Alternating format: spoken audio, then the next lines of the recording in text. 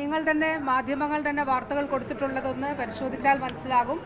ജനുവരി മാസത്തിൽ തന്നെ ആരോഗ്യ ജാഗ്രതാ കലണ്ടർ ആരോഗ്യ വകുപ്പ് പുറത്തിറക്കിയിരുന്നു.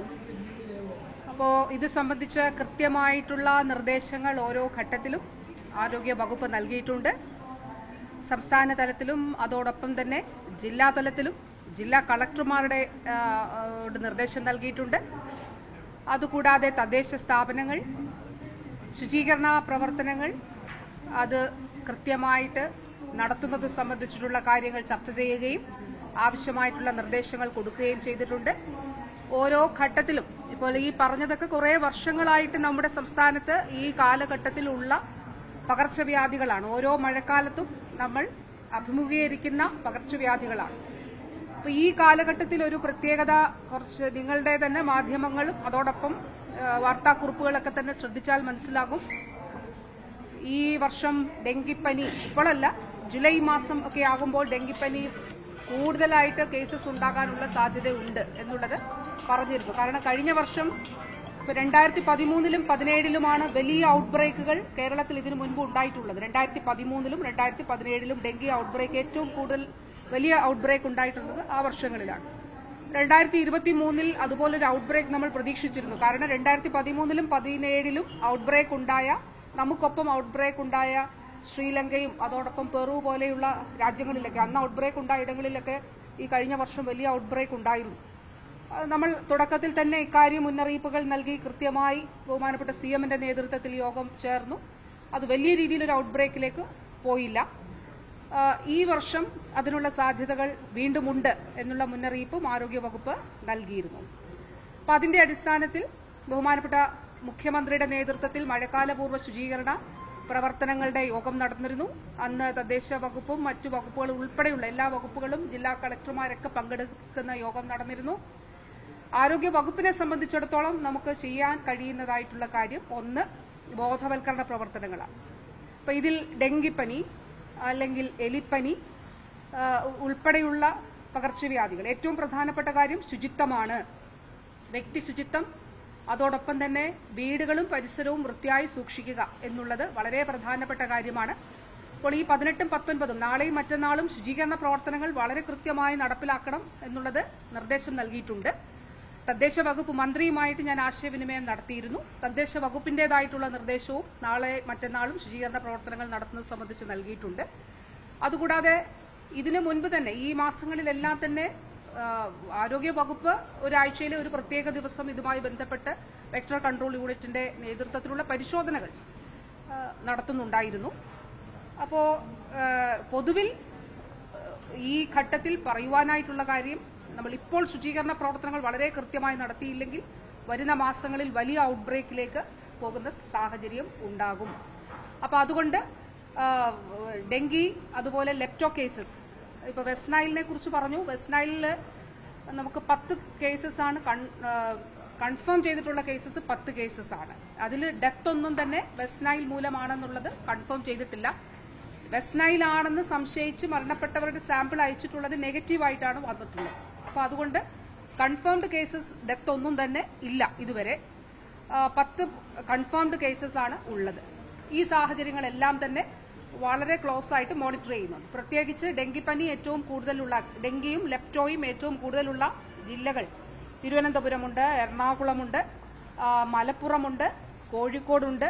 അപ്പോൾ അങ്ങനെയുള്ള ചില ജില്ലകൾ, അതിൽ ഇപ്പം നമ്മൾ ഗ്രാഫ് നോക്കിയാൽ ഡെങ്കിയുടെയും ലെപ്റ്റോയുടെയും ഗ്രാഫ് നോക്കിയാൽ ആ ഗ്രാഫ് കുറയുന്നതായിട്ടാണ് കാണാൻ സാധിക്കുന്നത്. ഡെങ്കിപ്പനിയുടെ കേസസ് കുറയുന്നതായിട്ട് കാണാനായിട്ട് സാധിക്കും.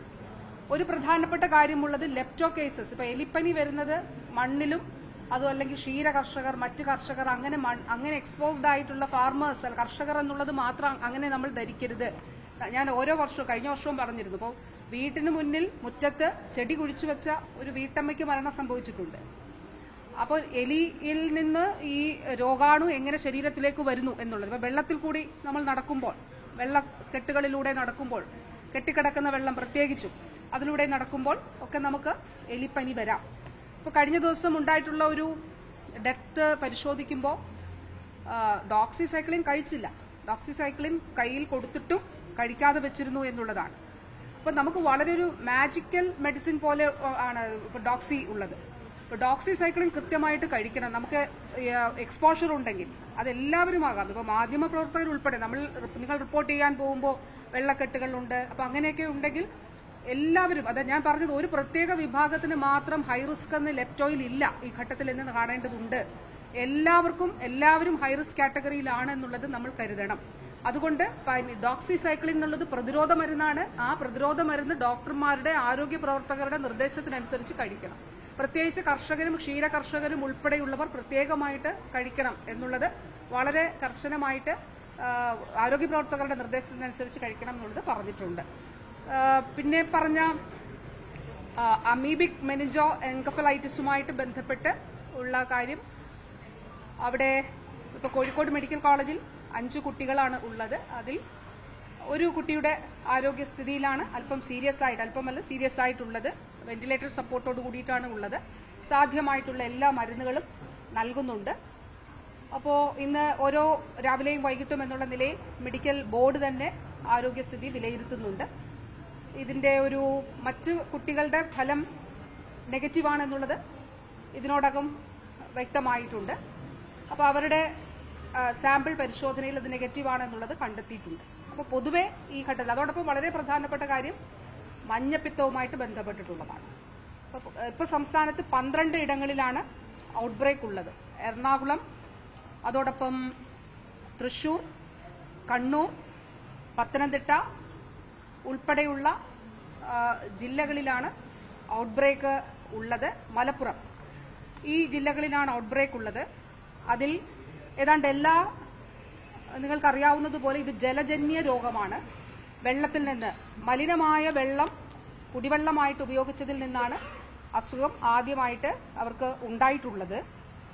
അപ്പോ ആരോഗ്യ വകുപ്പിനെ സംബന്ധിച്ചിടത്തോളം ഹെപ്പറ്റൈറ്റിസ് എ അല്ലെങ്കിൽ മഞ്ഞപ്പിത്തവുമായി ബന്ധപ്പെട്ട് 2 കാര്യങ്ങളാണ്. ഒന്ന് ട്രീറ്റ്മെന്റ്, 2 പ്രിവെൻഷൻ. ഇനി അതിന് പ്രിവെന്റ് ചെയ്യുന്നതിനുള്ള പ്രതിരോധ പ്രവർത്തനങ്ങൾ ആ ഭാഗത്ത് അവിടെ നടത്തുക എന്നുള്ളതാണ്. ഇതും വളരെ കൃത്യമായിട്ട് നടത്തുന്നു എന്നുള്ളത് ഉറപ്പാക്കുന്നുണ്ട്. അതോടൊപ്പം ബോധവൽക്കരണ പ്രവർത്തനം. ഈ കേസസ് ഓരോന്ന് പരിശോധിക്കുമ്പോഴും വാട്ടർ സോഴ്സസ്, അതായത് ജലസ്രോതസ്സുകൾ മലിനമാണ്, തിളപ്പിച്ചാറിയ വെള്ളം മാത്രമേ കുടിക്കാൻ പാടുള്ളൂ എന്നുള്ളതാണ്. ഇപ്പൊ എറണാകുളത്തുള്ള ചില കേസുകളിൽ ഹോസ്റ്റലുകളിലെ കിണറുകൾ അല്ലെങ്കിൽ ഹോസ്റ്റലുകളിൽ ഉപയോഗിക്കുന്ന കുടിവെള്ളത്തിന്റെ ജലസ്രോതസ്സുകൾ അത് മലിനമാക്കപ്പെട്ട സാഹചര്യം ഉണ്ട്. അതിൽ നിന്ന് വെള്ളം ഉപയോഗിച്ചവർക്ക് മഞ്ഞപ്പിത്തം വന്നതായിട്ട് കാണുന്നുണ്ട്. വളരെ പ്രധാനപ്പെട്ട കാര്യം, ഒന്ന്, തിളപ്പിച്ചാറിയ വെള്ളം മാത്രമേ ഉപയോഗിക്കാൻ പാടുള്ളൂ എന്നുള്ളത് ആണ്. രണ്ടാമത്തെ കാര്യം, ഈ പൊതുജനാരോഗ്യ നിയമം കഴിഞ്ഞ വർഷം നിയമസഭ പാസാക്കിയിരുന്നു. അതിലെ ക്ലോസ് ഉൾപ്പെടെ ഉപയോഗിച്ചുകൊണ്ട് അതിൽ പ്രത്യേകമായിട്ട് പറയുന്നു. ഞാനിത് പ്രത്യേകം പറയാനായിട്ട് കാരണം എറണാകുളത്ത് ഉൾപ്പെടെ ഹോസ്റ്റലുകളുടെ കുടിവെള്ള സ്രോതസ്സുകൾ ചില ഔട്ട്ബ്രേക്ക് ഉണ്ടായിടങ്ങളിൽ, അതുപോലെ ഈ കൂടുതൽ ആളുകൾ താമസിക്കുന്ന, അതായത് ഹോസ്റ്റലല്ല പേയിങ് ഗസ്റ്റായിട്ട് താമസിക്കുന്ന ഇടങ്ങൾ, അവിടെ കുടിവെള്ള സ്രോതസ് മലിനമാക്കപ്പെട്ട സാഹചര്യം. അപ്പൊ അങ്ങനെയുള്ള ഇടങ്ങളിലെല്ലാം തന്നെ ആ ഹോസ്റ്റലോ അല്ലെങ്കിൽ അത് റൺ ചെയ്യുന്ന അതിന്റെ ഉടമസ്ഥരായിട്ടുള്ള ആളുകൾ ജലസ്രോതസ്സുകൾ കൃത്യമായിട്ട് അത് ക്ലോറിനേഷൻ, സൂപ്പർ ക്ലോറിനേഷൻ നടക്കുന്നു എന്നുള്ളത് ഉറപ്പാക്കേണ്ടതായിട്ട് ഉണ്ട്. അപ്പൊ ഇത് ഉൾപ്പെടെയുള്ള കാര്യങ്ങളിൽ പൊതുജനാരോഗ്യ നിയമപ്രകാരമുള്ള നടപടികൾ സ്വീകരിക്കാൻ, കർശനമായിട്ടുള്ള നടപടികൾ സ്വീകരിക്കുന്നതിന് DMOമാർക്ക് നിർദ്ദേശം നൽകിയിട്ടുണ്ട്. പ്രാദേശിക മെഡിക്കൽ ഓഫീസറാണ് പൊതുജനാരോഗ്യ ഓഫീസർ, പ്രാദേശിക പൊതുജനാരോഗ്യ ഓഫീസർ. ജില്ലാതലത്തിൽ DMO ആണ് പ്രാദേശിക പൊതുജനാരോഗ്യ ഓഫീസർ. അപ്പോൾ കർശനമായിട്ടുള്ള നടപടികൾ സ്വീകരിക്കുന്നതിന് നിർദ്ദേശം നൽകിയിട്ടുണ്ട്. തിളപ്പിച്ചാറിയ വെള്ളം മാത്രം കുടിക്കണമെന്നുള്ളത് പ്രത്യേകം കാണേണ്ടതുണ്ട്. ഒരു പ്രധാനപ്പെട്ട കാര്യം കൂടി അതിൽ പറയാൻ ആഗ്രഹിക്കുകയാണ്. അതിൽ സെക്കൻഡറി ഇൻഫെക്ഷൻ ഉണ്ടാകുന്നതായിട്ട് കാണുന്നുണ്ട്. അപ്പോൾ സെക്കൻഡറി ഇൻഫെക്ഷൻ ഉണ്ടാകുന്നതിന്റെ ഒരു കാരണം, ഇതിന്റെ ഒരു ഇൻഫെക്ഷൻ അല്ല ഇൻഫെക്ഷ്യസ് ആയിട്ടുള്ള ഒരു സമയം എന്ന് പറയുന്നത് 6 ആഴ്ച വരെയാണ് പരമാവധി. ഒരു രോഗബാധിതരായിട്ടുള്ള വ്യക്തികൾ 6 ആഴ്ച വരെ ആരോഗ്യ വകുപ്പിന്റെ നിർദ്ദേശപ്രകാരം വീട്ടിൽ നിന്ന് പുറത്തിറങ്ങാതെ, അല്ലെങ്കിൽ അത് ഈ രോഗം മറ്റുള്ളവർക്ക് പകരാതെ അവരായിരിക്കണം എന്നുള്ളത് പ്രത്യേകമായിട്ട് ശ്രദ്ധിക്കേണ്ടതായിട്ടുണ്ട്. സെക്കൻഡറി ഇൻഫെക്ഷൻസ് ചിലയിടത്ത് റിപ്പോർട്ട് ചെയ്യുന്നതായിട്ട് കാണുന്നുണ്ട്. അതുകൊണ്ട് ആരോഗ്യ വകുപ്പിനെ സംബന്ധിച്ചിടത്തോളം നമ്മൾ ഈ ഹെപ്പറ്റൈറ്റിസ് എയുമായി ബന്ധപ്പെട്ട് ട്രീറ്റ്മെന്റും അതോടൊപ്പം തന്നെ ഈ ഔട്ട്ബ്രേക്ക് കൂടുതലായിട്ടുള്ള ഇടങ്ങളിലേക്ക് അല്ലെങ്കിൽ അത് കൂടുതൽ കേസുകൾ ഉണ്ടാകാതിരിക്കുന്നതിന് വേണ്ടിയിട്ടുള്ള ബോധവൽക്കരണ പ്രവർത്തനങ്ങൾ നടത്തുന്നുണ്ട്. അതുപോലെ പനി സർവേകൾ നടത്തുന്നുണ്ട്. ഫീവർ ക്ലിനിക്കുകൾ ഹോസ്പിറ്റലുകളിൽ ആരംഭിക്കുന്നതിനുള്ള നിർദ്ദേശം നൽകിയിട്ടുണ്ട്. ഇപ്പോൾ പനിയുടെ എണ്ണം നമ്മൾ നോക്കുമ്പോൾ 2022, 23, 23നേക്കാൾ കുറവാണ് ജനുവരി മുതൽ ഇപ്പോൾ മെയ് 16 വരെയുള്ള ഇന്നലെ വരെയുള്ള ഒരു കണക്കെടുക്കുമ്പോൾ ഫീവർ കേസസ് നോക്കുമ്പോൾ അതിൽ കുറവാണ് കാണുന്നത്. പക്ഷെ ഈ രീതിയിൽ ഡെങ്കിപ്പനി, ലെപ്റ്റോ, അതോടൊപ്പം മറ്റ് തരത്തിലുള്ള പകർച്ചവ്യാധികൾ വരാതിരിക്കുന്നതിന് വേണ്ടിയിട്ടുള്ള പ്രത്യേകമായിട്ടുള്ള ജാഗ്രത ഉണ്ടാകേണ്ടതാണ് എന്നുള്ളതാണ്. ഈ 18ഉം 19ഉം നാളെയും മറ്റന്നാളും ശുചീകരണ പ്രവർത്തനങ്ങൾ വീടും പരിസരവും നമ്മൾ വൃത്തിയായിട്ട് സൂക്ഷിക്കണം. ഈ കൊതുകുകൾ വളരുന്നതിന് വേണ്ടിയിട്ടുള്ള എല്ലാ സാഹചര്യങ്ങളും ഒഴിവാക്കുന്നതിന് വേണ്ടിയിട്ടുള്ള ഇടപെടലുകൾ ഉണ്ടാകണം. കോഴിക്കോട് ബേപ്പൂരിൽ 13 വയസ്സുകാരി മരിച്ചത് വെസ്റ്റ് നൈൽ മൂലമാണ് എന്ന സംശയം ആരോഗ്യവകുപ്പിന് തന്നെയുണ്ട്. ഇന്നലെ ആരോഗ്യവകുപ്പ് പുറത്തിറക്കിയ ഗ്രൂപ്പിൽ DHSന്റെ ഗ്രൂപ്പിൽ അത് കൃത്യമായി ആ സാധ്യത സംശയിക്കുന്നുണ്ട്. ആ കുട്ടി മരിച്ചത് തിങ്കളാഴ്ചയാണ്. തിങ്കളാഴ്ച നടന്ന മരണം ഇന്നലത്തെ റിപ്പോർട്ടിലാണുള്ളത്. മിനിസ്റ്റർ അറിഞ്ഞില്ല അത് വെസ്റ്റ് നൈൽ മൂലമാണ്. വെസ്റ്റ് നൈൽ അറിഞ്ഞില്ല എന്ന് ഞാൻ പറഞ്ഞില്ലല്ലോ. കൺഫേംഡ് ഡെത്ത് വെസ്റ്റ് നൈൽ മൂലമാണെന്ന് ആ കുഞ്ഞിന്റേതുമില്ല. അവർ സാമ്പിൾ പൂനെയിലേക്ക് അയച്ചിട്ടേ ഉള്ളൂ. അവിടെ നിന്നാണ് കൺഫർമേഷൻ വരേണ്ടത്.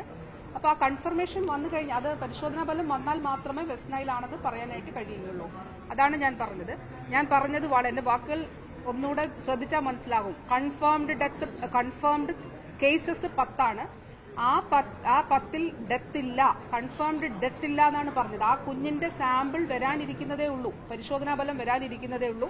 ഇന്ന് രാവിലെയും DHSും കോഴിക്കോട് ഉൾപ്പെടെ DMOമാരുമായിട്ടും ഉള്ള മീറ്റിംഗ് ഞാൻ എടുത്തിരുന്നു.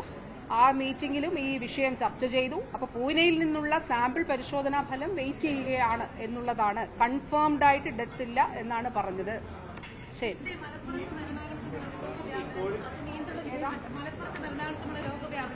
ഏത് രോഗം?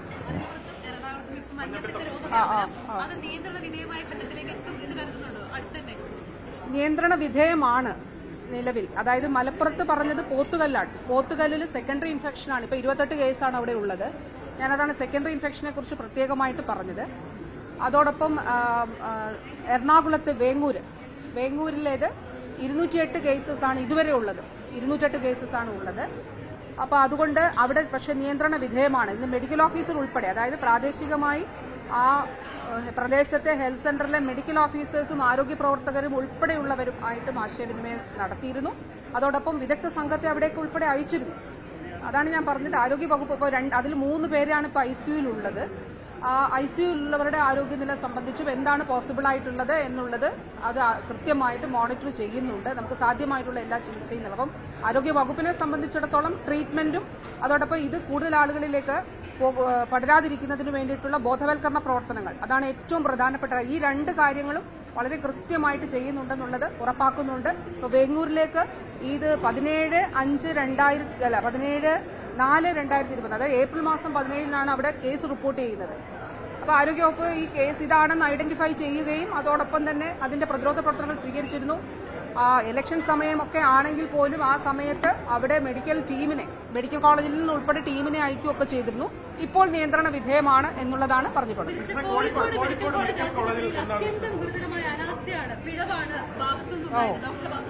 ഞാൻ ആരോഗ്യവകുപ്പ് നടപടി എടുത്തിട്ടുണ്ട്. ബാക്കി കാര്യങ്ങൾ അറിയിക്കാം.